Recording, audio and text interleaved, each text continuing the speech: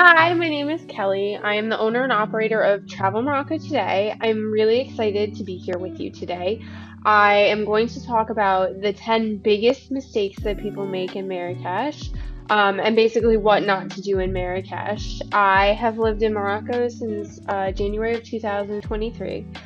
And my partner is Moroccan. So we've lived on and off in Marrakech multiple times. He went to school in Marrakech.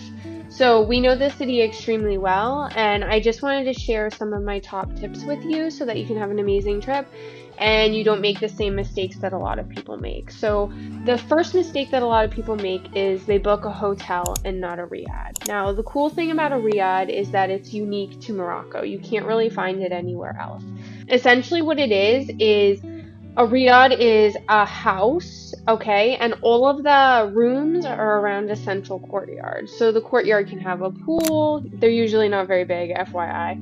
It could have a fountain, it could have tile work, it could be covered, it could be open. It really varies from riad to riad, but it's basically a unique architectural style that you'll only find in Morocco. So I highly recommend that you stay in a riad to get a more authentic Moroccan experience and to appreciate traditional Moroccan architecture.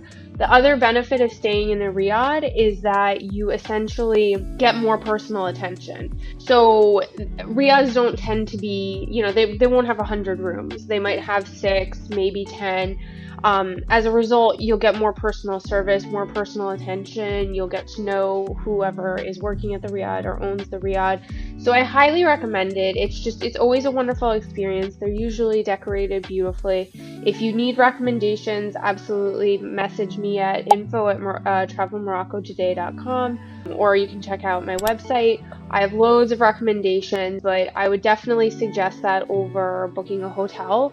The negative is that a hotel has more modern amenities. So like most riads are quite old and they won't have an elevator. They're just not built for that. So if you have mobility issues or you're traveling with someone who has, limitations, you may want to consider staying at a hotel in Haifanaj or Gillies just because they're going to have more modern amenities to suit your tastes and your needs as a traveler. The second mistake that people make is that they freak out once they get to the airport. They're like, oh my God, how do I get to Marrakech? I'm going to book a shuttle, blah, blah, blah.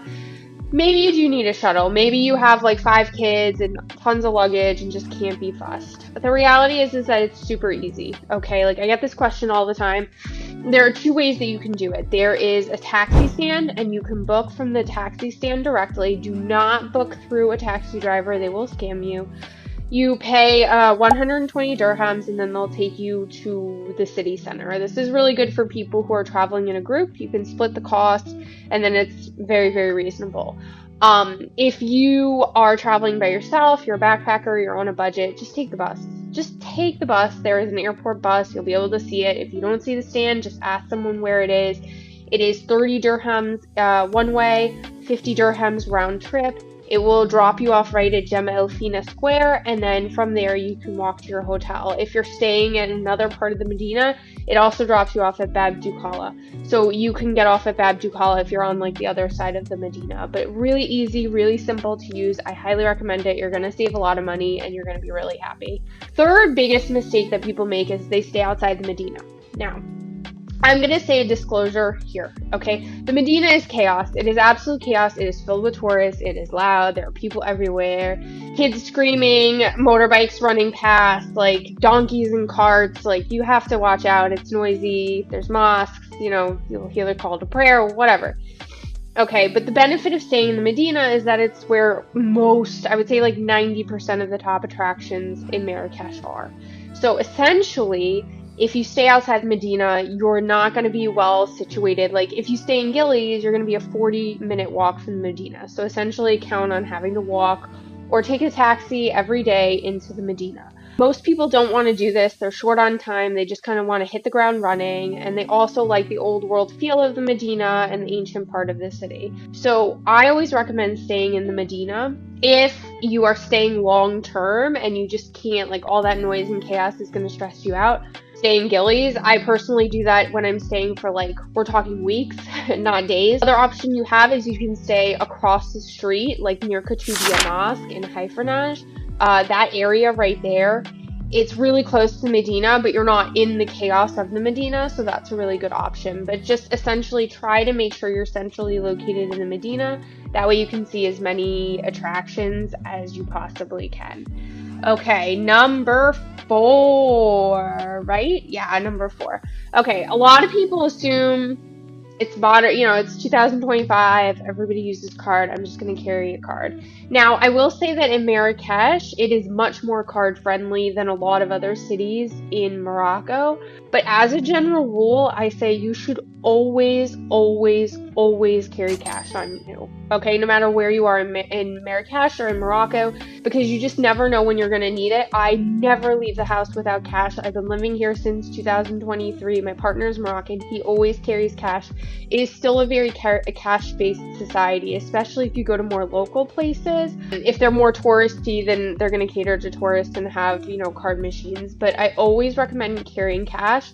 Some people ask me, well, how much cash should I carry? Generally, I like to say a minimum of 200 dirhams. I just like to carry, personally, I like to carry enough for the day. So I carry what I think I might need for the day if there's an issue or there's a problem, but I would say at a minimum 200 dirhams. Number 5. Okay, so let's talk about Hardin Majorelle. Personally, I think visiting Hardin Majorelle is a mistake. Now, before you freak out, before you throw tomatoes at me, hear me out on this one. So I visited for the first time in 2023 in January. I got up early. I didn't need online reservations. I just showed up and I walked right in. It was really magical. The garden is stunning. I won't take that away from the garden. It was a really beautiful experience. I got lots of great photos. 100%, if you had asked me then, I would have recommended it. Fast forward, I went again this year in February around 5 p.m., I believe, with my partner. My partner had never been. He really wanted to go. It's really pretty. So I was like, yeah, let's go. And also he's Moroccan, so he gets a discount to go. So we go. It is, first of all, you cannot visit now, 2025 beyond, without making advanced reservations on their website. So you have to make reservations in advance. If you don't, you won't get in. There's going to be a huge line. Even with reservations, we still had to wait to get in. Once we got in, as you can imagine, it was packed. And you are herded around. Like, you can't walk freely around the garden. There are literally staff inside who direct you in the direction that you need to travel. And they will tell you, you cannot go this way, you have to go another way. There are also queues in the garden for strategic photo spots. So if you want to wait, you have to wait to take photos, okay? So personally, I think it's really crowded and really oversaturated, and I think it just detracts from the beauty of this place. It makes sense because Hardin Majorelle gets about 900,000 visitors a year. It is the most visited place in Marrakech, so obviously that makes sense why it's so crowded. But I definitely would suggest that you give it a pass if you're not into crowds or any of what I've described is not appealing to you. Personally, if it were me, I would skip it and I would go to Musée, whatever. I can't speak French. It's Museum de Palmerie.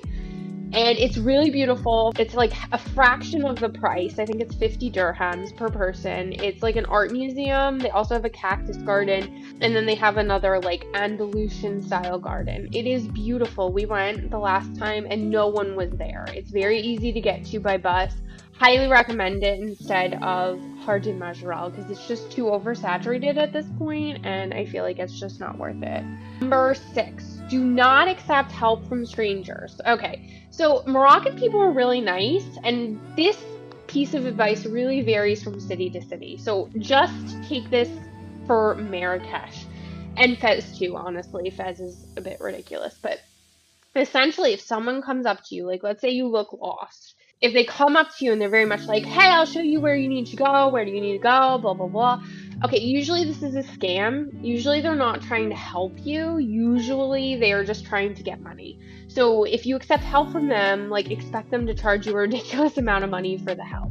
Okay? Personally, I think you should just let it go and just what I would do, which is kind of like number 7 as well, I'll just talk about this now, is what happens is a lot of people rely on Google Maps, and the problem is that the service in the Medina can be kind of sketchy, and it can be very hit or miss. So what I would say is that if you're going to use navigation, I would download the offline maps maps.me, download a map of the city, and then you'll be able to navigate. And then you can do that instead of relying on people to give you directions. Now, alternatively, if you go up to someone and you ask them for help and they help you, you probably won't get scammed that way because you're asking for the help. And most Moroccans are very kind and very loving, and they're happy to help you in any way they can. My boyfriend always helps people out. But in Marrakech especially, there's this culture of trying to get money and like expecting to be paid, and if you take someone somewhere. So just be aware of that, and all you have to do is say la shukran, okay, which means no thank you. And if someone keeps hassling you, just walk away. And this is going to lead into number 8 actually too. So another big issue and mistake that people make is they accept kind of like really aggressive behavior from vendors. Vendors in the souks or the markets of Marrakech, people selling goods, are very pushy, very pushy. I've seen them like bully people, and they get very aggressive, and they want you to come in their shop, and they want you to buy something, and they're like basically like almost following you down the street. Okay, this behavior is unacceptable, and you need to put your foot down, and you need to say la shukran, and you keep walking away. If for whatever reason the vendor keeps following you, you tell them that you are going to call the police, okay? And the reason why I say this is not, we don't want that situation to escalate, but the thing is this behavior is unacceptable. It's not okay. And people in other cities don't do this, okay? So all you have to do is say the word police, and usually they will back down. Because in most Medinas in Morocco, there are secret police. Not secret, they're like tourist police in the city, okay? So if you say police, chances are, and you're a foreigner, chances are someone is going to come and someone is going to help you. And there are severe, severe, severe consequences for anyone who messes with tourists in Morocco. Tourism is huge business. They want tourists to be happy. They almost protect tourists more than locals. So if you say the word police, usually the person will back down immediately. They will leave you alone, and they will let you walk away. So don't take that kind of bullying or abuse from people.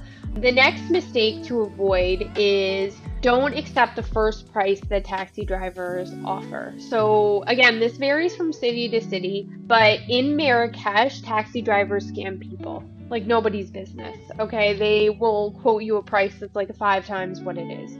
I've seen this happen. It happened to my Moroccan boyfriend, and he was like, bro, I live here. Like, what are you doing? So what I would say is never accept the first price.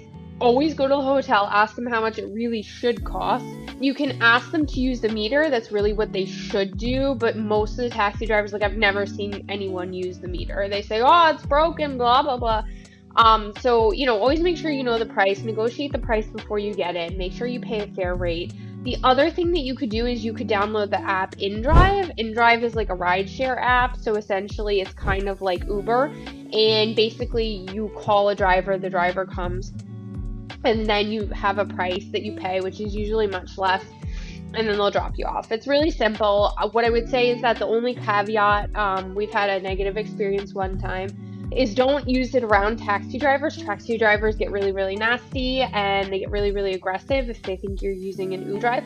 So basically just don't ask or order the InDrive near a taxi driver. As long as the taxi driver isn't around, you should be fine, and you should be able to use the InDrive no problem. The last mistake that I'm going to talk about today is drinking tap water. This is honestly, it's not like a huge thing. So my experience is that, I've been living here, so of course I've drank the tap water. I have no problem with it.